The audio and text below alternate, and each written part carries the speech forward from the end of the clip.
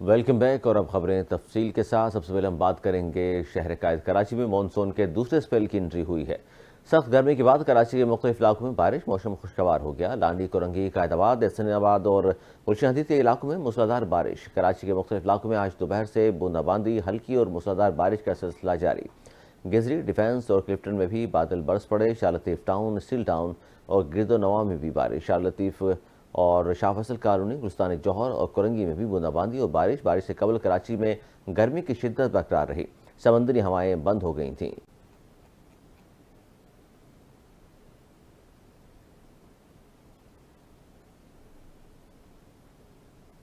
خیبر پختونخوا حکومت نے بنوں میں قیام امن کے لیے سیاسی ماہدین انتظامیہ پر مشتمل کمیٹی بنانے کا فیصلہ کیا ہے۔ صوبائی مشیر اطلاعات بیرسٹر سیف نے اپنے بیان میں کہا کہ وزیر اعلیٰ خیبر پختونخوا بنوں صورتحال کی خود نگرانی کر رہے ہیں اور انتظامیہ و ذمہ داران کے ساتھ مسلسل رابطے میں ہیں۔ صوبائی حکومت کے بروقت اقدامات کی بدولت صورتحال قابو میں ہے۔ انہوں نے کہا کہ افسوسناک واقعے کے فوری بعد وزیر اعلیٰ کے حکم پر ضلعی انتظامیہ، سیاسی اور سماجی عمائدین پر مشتمل جرگہ تشکیل دیا گیا تھا، جس کے بعد صورتحال قابو میں لائی گئی اور امن بحال ہوا۔ جرگے نے اس حوالے سے قابل تحسین کردار ادا کیا ہے۔ جرگے کی کوششوں سے صورتحال مکمل طور پر پرامن ہے۔ ویسے سیف نے کہا کہ سیاسی و سماجی عمائدین انتظامیہ پر مشتمل کمیٹی بھی تشکیل دی جا رہی ہے، جو دیر پا امن اور آئندہ ایسے واقعات کی تدارک کے لیے ٹھوس اقدامات پر مبنی لاہ عمل تیار کرے گی۔ امن و امان کے معاملے میں عوام کی مشاورت سے تمام اقدامات کیے جائیں گے۔ مشیر اطلاعات نے یہ بھی کہا کہ وزیر اعلیٰ نے واقعے کی شفاف تحقیقات کے لیے کمیشن بنانے کا بھی اعلان کیا ہے، جو شفاف اور غیر جانبدارانہ تحقیقات کر کے رپورٹ پیش کرے گا۔ اس رپورٹ کو پبلک کیا جائے گا اور ذمہ داران کے کردار کو تعین کر کے قانونی کارروائی کی جائے گی۔ تاہم کمیشن کی رپورٹ سے قبل افواہوں اور بلا تصدیق الزامات سے اجتناب کرنا چاہیے۔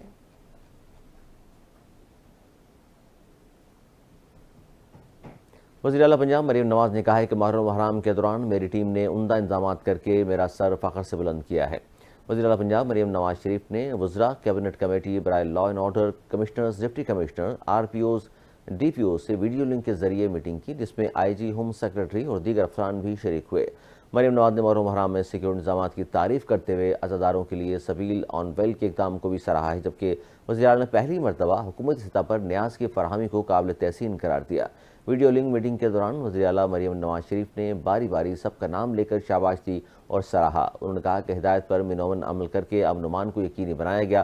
ہر مکتبہ فقہ کے علماء کرام کو ملاقات کر کے اعتماد میں لیا گیا۔ وزراء، افسران اور پولیس دن رات فیلڈ میں رہی۔ بڑے جلسوں کی ڈرون کے ذریعے مانیٹرنگ سود مند رہی، جبکہ شیخ پورہ میں واقعے کے ذمہ داروں کو فوری گرفتار کرنے کا حکم دیا ہے۔ مریم نواز نے کہا کہ موبائل فون، انٹرنیٹ سروس کو بند کیے بغیر سیکیورٹی انتظامات بہت بڑی کامیابی ہے۔ پنجاب بھر میں ٹریفک کا انتظام بھی تسلی بخش رہا۔ محرم الحرام کے دوران پولیس اور دیگر اداروں کے درمیان اشتراک کار کا بہترین مظاہرہ دیکھنے کو ملا۔ سبیلوں پر لمبی لائنوں کے باوجود مثالی نبض و ضبط تھا، لوگ صبر سے اپنی باری کا انتظار کر رہے تھے۔ مریم نواز نے مزید کہا کہ آنے والے دنوں میں لا اینڈ آرڈر کی بہتری کے لیے فول پروف انتظامات کریں گے، ایران اور عراق جانے والے زائرین کو ممکنہ سہولیات فراہم کریں گے۔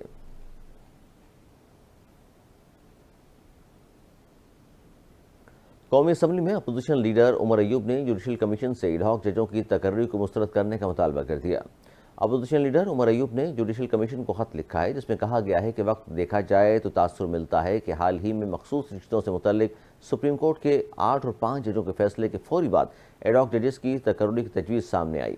خط کے متن کے مطابق ایک پارٹی کے خلاف سپریم کورٹ کی رائے مساوی کرنے کے اقدام کا تاثر نہیں ملنا چاہیے۔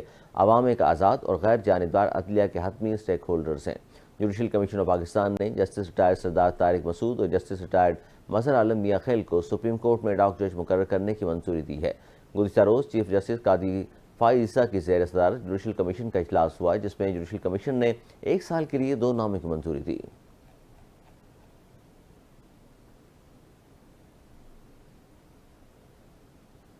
فواد چودھری نے کہا ہے کہ تاثر ہے کہ ججز کو ڈرانے کے لیے مارشل لا کی باتیں ہو رہی ہیں۔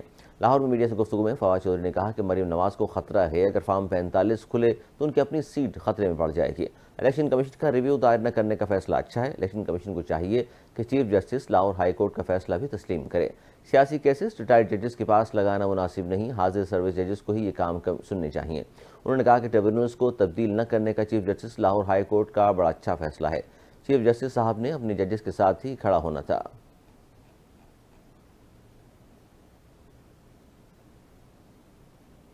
ملک میں مہنگائی کی شرح میں مسلسل تیسرے ہفتے بھی اضافہ ریکارڈ کیا گیا ہے۔ ادارہ شماریات کی طرف سے جاری کردہ اعداد و شمار کے مطابق ہفتہ وار بنیادوں پر مہنگائی کی شرح 0.76% ریکارڈ کی گئی ہے۔ ہفتہ وار بنیادوں پر مہنگائی کی سالانہ مجموعی شرح 24.36% ہو گئی ہے۔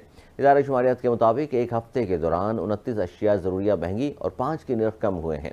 اعداد و شمار کے مطابق ایک ہفتے کے دوران چکن فی کلو 38 روپے 29 پیسے مہنگی ہو کر فی کلو قیمت 373 روپے 25 پیسے مقرر ہو گئی ہے، جبکہ خشک دودھ 390 گرام کا پیک 44 روپے 89 پیسے، پیٹرول فی لیٹر 10 روپے، انڈے فی درجن 6 روپے 78 پیسے اور لہسن فی کلو 10 روپے 42 پیسے مہنگا ہوا۔ دالیں، تازہ دودھ، چینی، چاول اور دہی بھی مہنگی ہونے والی اشیاء میں شامل ہیں۔ ایک ہفتے کے دوران ٹماٹر فی کلو 7 روپے 29 پیسے اور کیلے 3 روپے 62 پیسے سستے ہوئے۔ پیاز، دال مسور اور ایل پی جی سستی ہونے والی اشیاء میں شامل ہیں۔ ادارہ شماریات کے مطابق بریڈ، کوکنگ آئل، چائے کی پتی، سگریٹ سمیت 17 اشیاء کی دام جو ہے مستحکم رہے۔